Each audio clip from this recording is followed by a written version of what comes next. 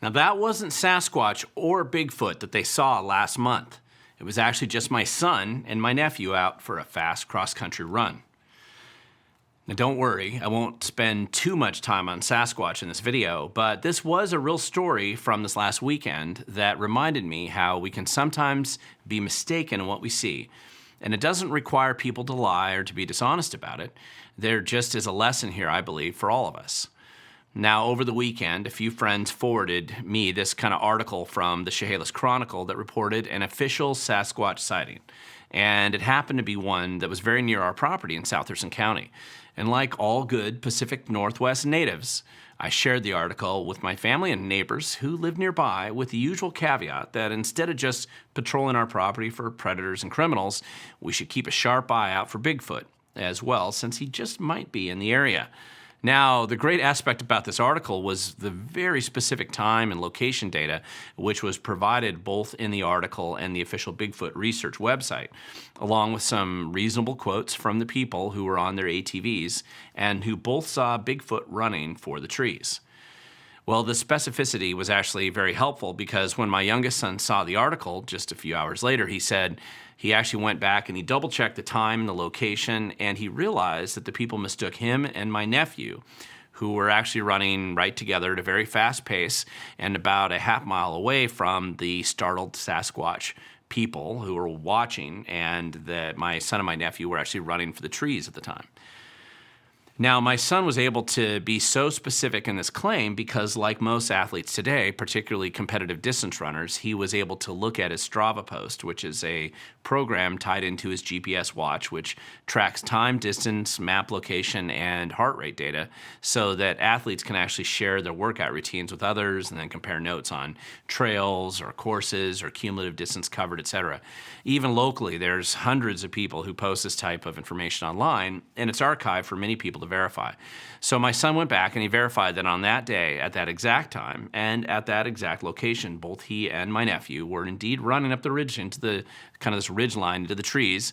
And from a distance, the two of them together must have looked strange and been moving in a way that a casual observer might not process what they were seeing. Now, I'm not sure how Sasquatch would be the first thing that comes to mind in that type of situation, but it was clearly a report based on something they saw and mistakenly interpreted to be something else. Now, my son actually contacted the journalist who wrote the initial article in the Chehalis Chronicle, and he provided the source data set to prove his point. And the newspaper actually printed this update on the Sasquatch sighting article earlier this week. My son has discovered that his new nickname will forever be Sasquatch, which probably wasn't his intention or goal. But it makes for a funny and classic Pacific Northwest story, and for those of you who are cross-country runners out there, I will reiterate the value in wearing brighter, more distinguishing colors of clothing so that you don't get mistaken for Bigfoot yourself. Now, here's the point to this story and why I wanted to share it with my viewers on this channel. It isn't because I care about any more, or at least I don't care about Bigfoot any more than any other native Washingtonian, or that I want to share silly stories about my family, even though there's tons of them. It is because this was a good reminder to me that honest people can make mistakes and believe that they have witnessed something that they didn't actually see or witness in the first place. Those Bigfoot witnesses, they weren't liars. They really thought they saw a Sasquatch bounding over the ridgeline into the woods a half mile away. And I'm sure it looked weird to them, and from the angle and their experiences, it was just difficult to process. We've all had times when we actually thought we saw or witnessed something that turned out to be very different later on when we had more evidence or we researched the facts more thoroughly.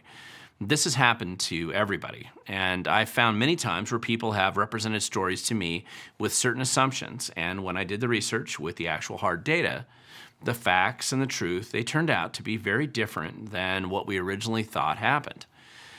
This is particularly true when you're working with large groups of people and you become suspicious or concerned about some types of behavior, or for me, when I'm investigating corrupt bureaucrats and politicians.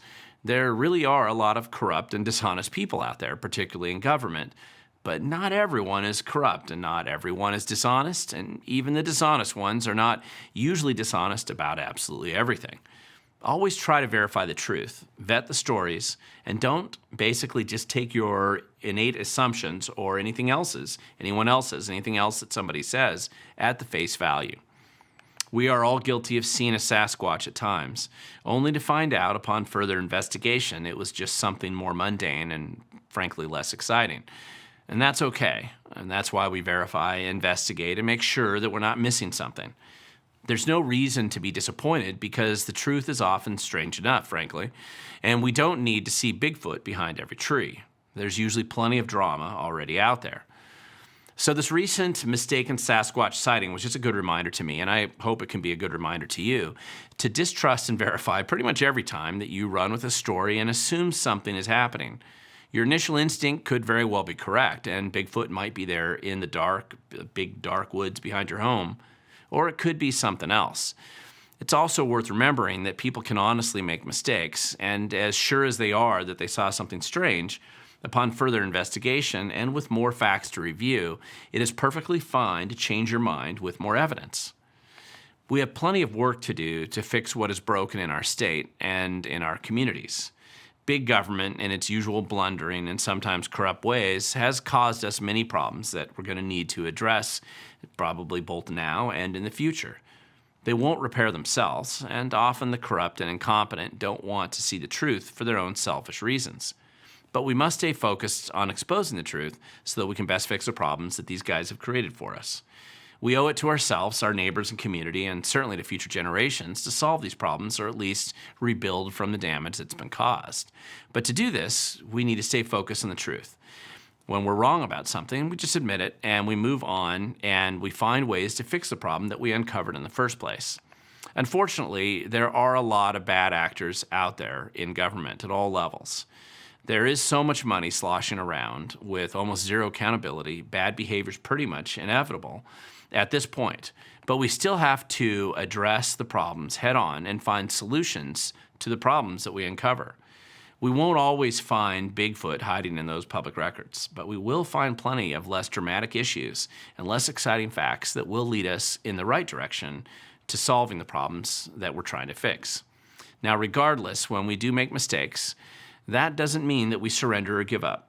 Instead, as annoying as it might be, we just have to dust ourselves off, learn from our mistakes, and then keep showing up out there. We may yet discover a Sasquatch hiding in the trees, but we won't find anything if we don't keep showing up. Because, as I always say, the future does belong to those who show up.